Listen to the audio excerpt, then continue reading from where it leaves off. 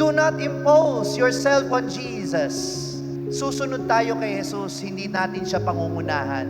Hindi ang kalooban natin ang dapat masunod, kundi kung ano ang kalooban niya. Dahil ang pagsunod sa Kanya, hindi man palaging madali, siguradong dadalhin tayo sa kung ano ang totoong mabuti para sa atin.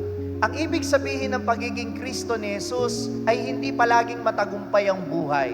Ang ibig sabihin ng pagiging tagapagligtas ni Jesus, hahayaan niya tayong suungin ang hirap ng buhay.